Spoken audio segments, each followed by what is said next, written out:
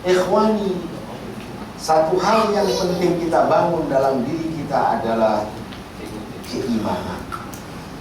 Apa yang dimaksudkan dengan keimanan? Ikatan yang kuat atas apa yang Allah Subhanahu wa ta'ala janjikan kepada kita. Ikatan yang kuat terhadap seluruh syarat yang Allah Subhanahu wa ta'ala berikan kepada kita untuk meraih kemenangan dan keberhasilan. Seorang mukmin, dia tidak akan pernah merasa pesimis. Seorang mukmin, dia tidak akan pernah merasa gagal, berputus asa untuk meraih sesuatu, untuk meraih sebuah harapan, meskipun dia dalam kondisi yang sangat sulit sekalipun. Karena ketika Allah mengatakan idza jaa nasrullahi wal fath, mukmin meyakini kemenangan adalah milik mereka. Dan dalam situasi apapun, mukmin adalah pemenang. Dalam kondisi apapun, mukmin adalah pemenang. Terbunuhnya seorang mukmin itu sekalipun, itu adalah sebuah kemenangan. Amirul Mukminin Al-Imam Ali bin Abi Thalib, saat pedangnya Al-Mal'un Ibn Muljam memukul kepalanya, beliau mengatakan, laqad fustu bi Rabbil Ka'bah. Aku bersumpah demi pemelihara Ka'bah, aku telah berhasil, aku telah menang. Dalam kondisi apapun, dalam situasi apapun, kesulitan seperti apapun, tekanan seperti apapun, maka itu adalah posisi kemenangan ketika seseorang memiliki keimanan dalam dirinya. Ketika Hajjaj Ibn Yusuf berpuasa, beberapa dari pemuka agama bersegera menyampaikan baiatnya pada Hajjaj Ibn Yusuf, karena rasa khawatir mereka mendengar kekejaman Hajjaj Ibn Yusuf. Hajjaj Ibn Yusuf satu sosok yang sangat biadab dan tidak manusiawi. Membunuh itu adalah bagian dari kesenangan untuk Hajjaj Ibn Yusuf. Hajjaj Ibn Yusuf dia membunuh orang itu dengan berbagai cara. Ada yang dipenggal, ada yang dijemur di bawah panas, ada yang digergaji, kursi. Segala cara dilakukan oleh Hajjaj Ibn Yusuf dan dia menikmati hal tersebut. Di dalam riwayat, beberapa tokoh Islam itu datang memberikan baiat terhadap Hajjaj Ibn Yusuf. Bahkan ada tokoh besar itu Hajjaj Ibn Yusuf menerima baiat itu dengan kakinya. Ini satu keadaan di mana dia telah melepaskan keimanan dia, sehingga pada saat itulah dia mengalami kekalahan. Saat itulah dia mengalami kegagalan.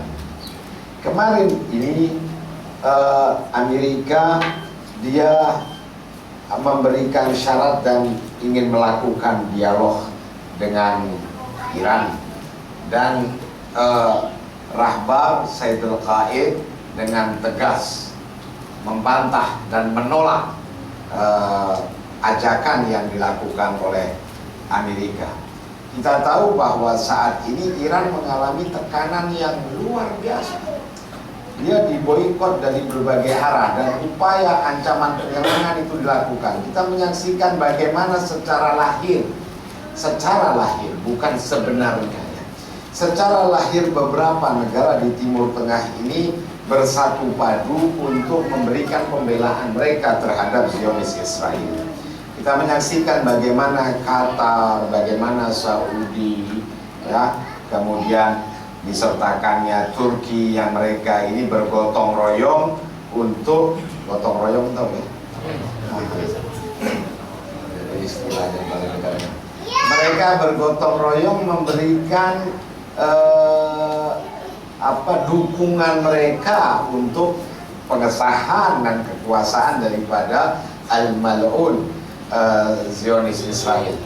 Ini sekarang kalau kita cerita mata uang di Iran ini, satu dolar itu sudah mencapai 40.000 real, ya, 40.000 real, dan mungkin nanti kalau sudah dekat Nurus ini bisa mencapai 50.000 real. Ya, satu keadaan yang sulit, dan mungkin kalau bukan Iran sudah sejak lama ini runtuh. Ya.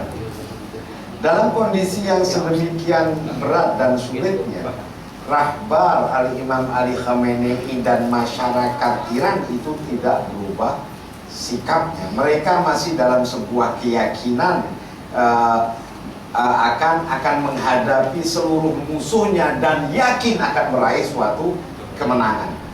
Bertahannya mereka dalam situasi ini adalah kemenangan itu sendiri, dan ini yang menyebabkan rasa putus asa daripada setan Amerika, daripada Inggris, daripada Zionis, daripada Saudi, daripada Qatar, dan seluruh konco-konco mereka, seluruh peserta kekafiran dan kemunafikan dari kelompok mereka.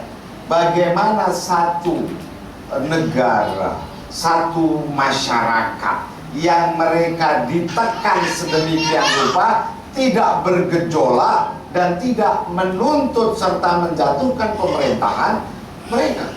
Ini menyebabkan rasa putus asa. Segala cara sudah dilakukan, fitnah sudah dilakukan, teror sudah dilakukan, tetapi pemerintahan ini tidak bergeming, masyarakat ini tidak bergeming, penghormatan mereka terhadap pemimpinnya itu bertambah-tambah. Ini alamat apa? Alamatul iman. Inilah kita. Netanyahu mengatakan, dulu saya paling khawatir itu dengan nuklirnya Iran. Itu saya rasa itu bahaya yang paling besar. Tapi sekarang bukan itu ternyata. Yang paling berbahaya itu adalah kecintaan orang-orang terhadap Al-Imam Ali Khamenei. Allahumma shalli ala Muhammad wa ali Muhammad. Ini yang lebih berbahaya daripada nuklir itu sendiri. Ini yang lebih berbahaya daripada itu.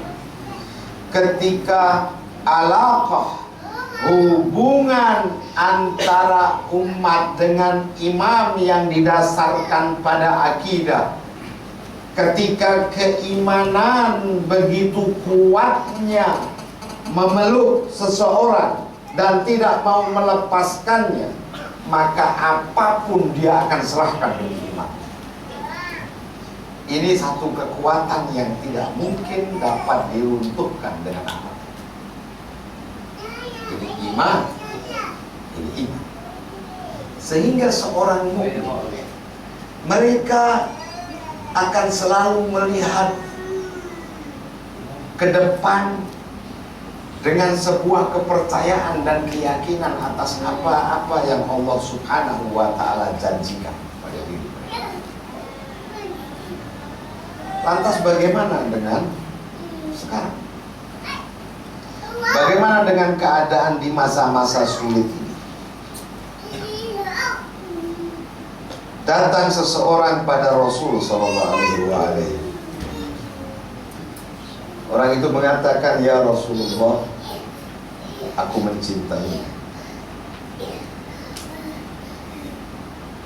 Rasulullah dia. Orang itu melanjutkan, ya Rasulullah, aku mencintai keluarga. Rasulullah baru menjawab, fasta'id bil bala'i jilbaban.